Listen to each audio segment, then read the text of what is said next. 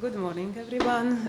Today I would like to show you the link between the respiratory health and patients with cerebral palsy.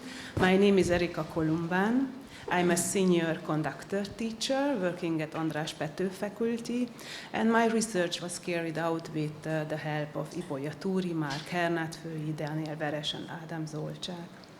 As a conductor-teacher working with children with cerebral palsy, I have the vision to improve their quality of life through a better rehabilitation system, and I have the mission to improve the condition of CP patients by applying evidence-based breathing exercises in their rehabilitation care. So with this vision in my mind, I set two specific goals, two projects. In the first project, we conducted a meta-analysis in order to find out the benefits adding respiratory therapy to the conditional care.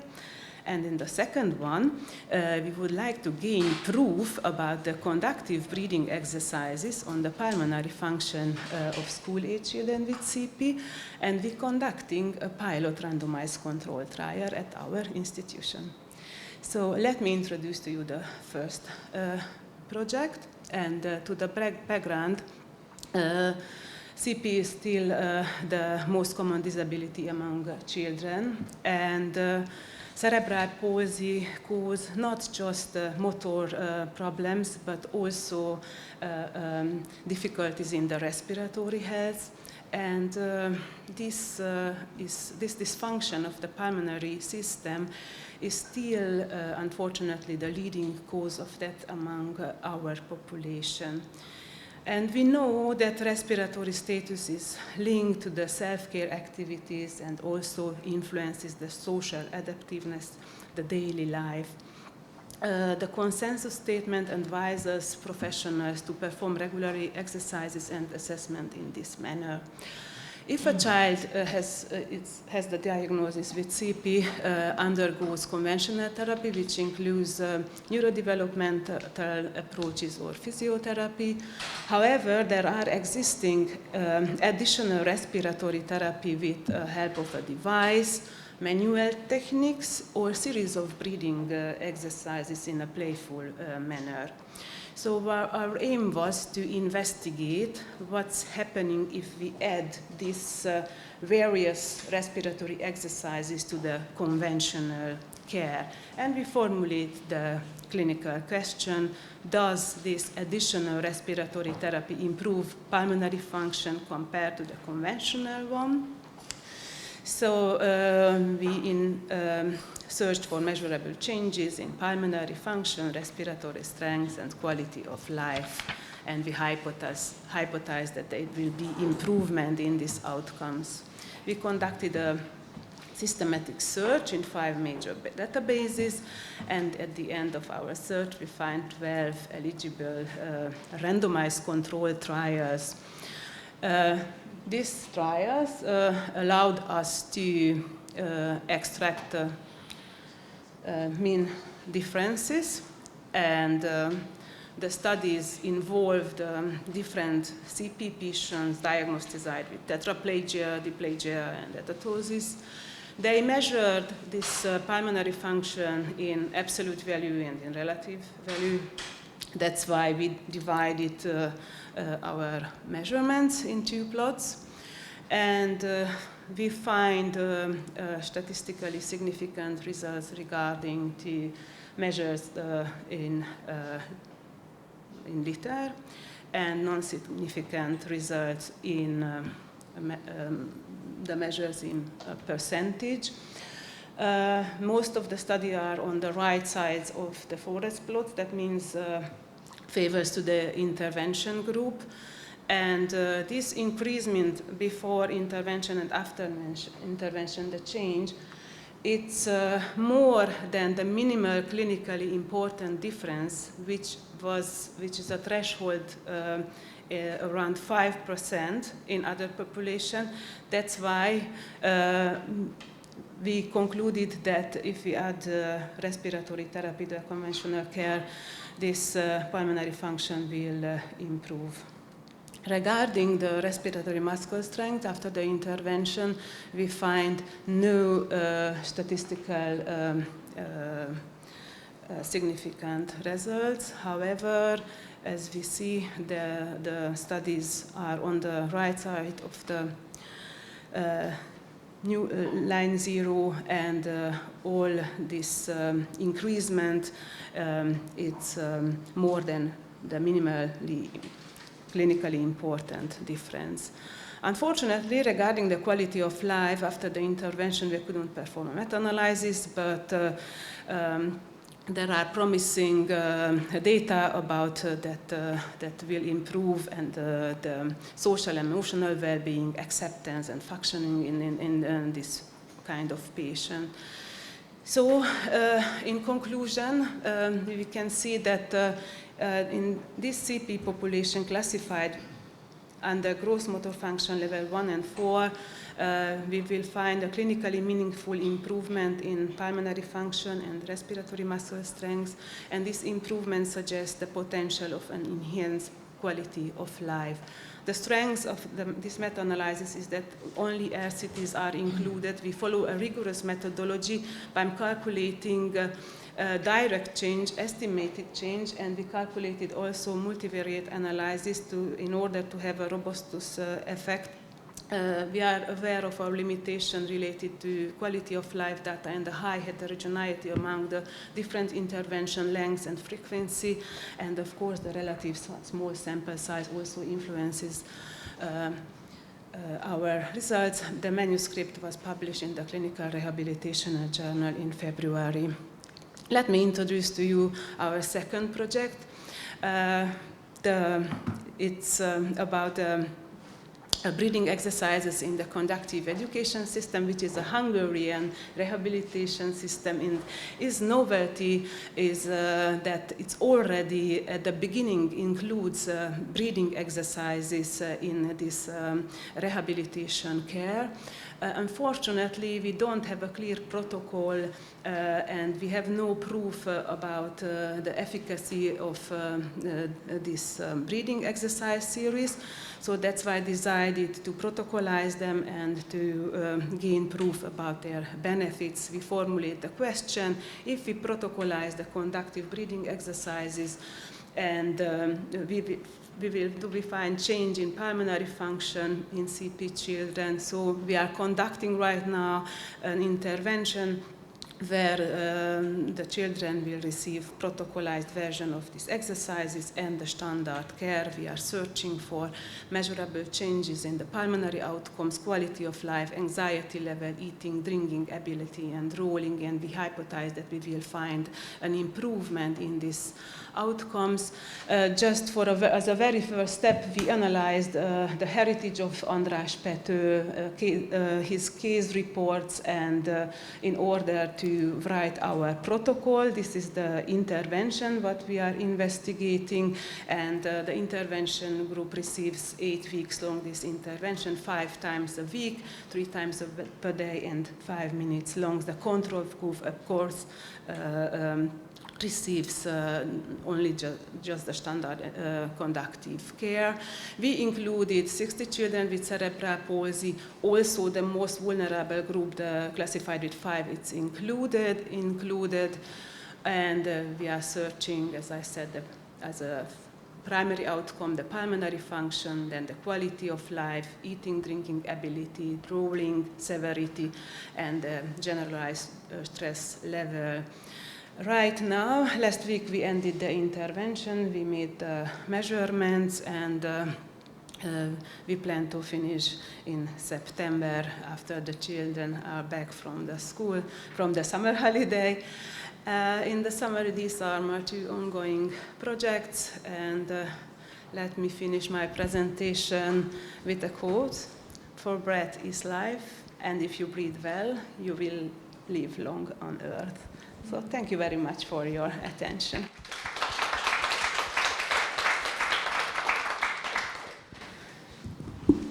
Thank you for presenting these excellent works. Any comments? My question would be that what would you recommend for the length and frequency of respiratory therapy? So what could be the best option? Thank you very much, Janka, for this very practical question. Also, my colleagues used to ask me. Of course,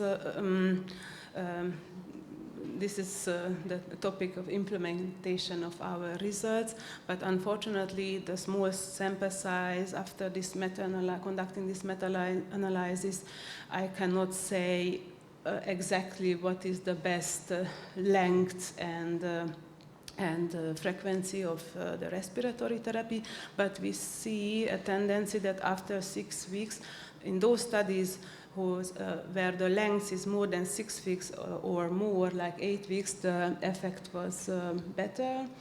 And the studies where they include minimum 3 times in a week the therapy in the standard care. My question will go to the outcomes. Could you show the slide with the FEV1 and FEV1 % predicted? Yes, so the % predicted, it's not statistically significant. Why? And this is PE. PEP. But did you have FEV1 or PEF? Yes, yes, but yeah. I'm not prepared with the forest plots. Yeah, but this is very fine, very fine. So it was my poor memory. Which one is more important, % predicted or the absolute one in liters? Liters per minute. So it would be better, and we suggested also for the further research to publicate both, of course. And the predicted values says more about, and we suggest for the researchers and to give us the relative value, so the percentage value. Yeah, but so the result seems a bit different. Of course, there are in part different studies included. If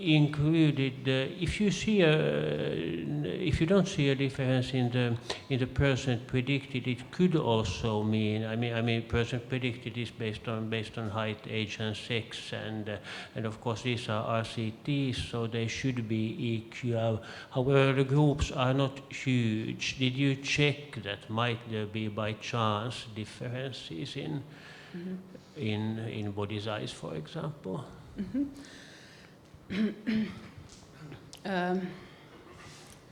In these studies, they included different children with different kind of CP, diagnosed with a gross motor function level from 1 to 4. And we know that those children who are classified with 1 and 2, that means they can move easily, they have a better respiratory status. That means maybe they already achieved the level of respiratory status. Therefore, the development, the increasement will be also a minimum. But the other authors who include patients with severe disability belonging to the group 3-4, they have a severe and complex disability, so they are sitting mostly in the wheelchair, so they are moving less. Therefore, they have a worse condition. Therefore, the changes will be more significant. And on those studies who had the better performance, they included patients with gross motor function level 2, 3, and 4. That's the reason. Okay, thank you. I have to move on to another question. I'm sorry, I might be a bit provocative, and you described very nicely your vision of which included using conductive education to improve the health, and did you have this vision at the start of your project? Yes. And what if you would find that it has no effect on the outcomes? Would you change your vision, or what would you do? Wow. Yes, it's a very good question. I have to think about.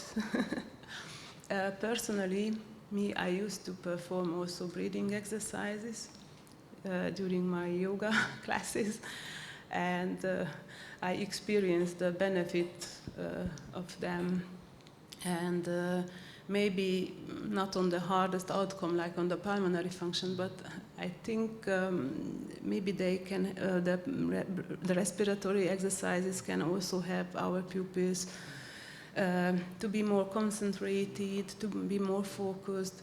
So as a teacher, this aspect, these outcomes are very important for us. So maybe in this way I will search. Yeah, thank you. And of course, a part of the vision would be perhaps to kind of know what conductive education should perhaps not be used to amplify. Mm-hmm. Yeah. Yes. Okay, thank you. Are you including all grades or severity of cerebral palsy patients? Yes or not? Yes, in our ongoing randomized control trial, we included also children with gross motor function level 5, and it was also a new experience for us because the other authors in the other articles, they described that they don't want to include them because it's very difficult to perform spirometry. But we made it, we did it, so I'm very interested what kind of results we will have.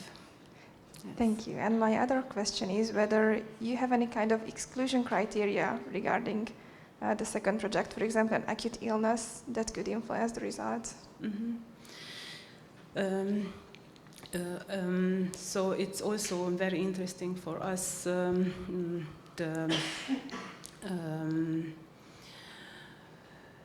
the illnesses, so we are documenting everything during this period, how often the child has respiratory illness, if it's related with a hospital stay or so on. I probably missed it, but I was wondering, what was the multivariate analysis which you did? Mm-hmm. The multivariate analysis we did to see if forced vital capacity and the forced expiratory volume in the first second, these two values are correlate together, and also regarding to the respiratory muscle strength, maximal inspiratory pressure and maximal expiratory pressure.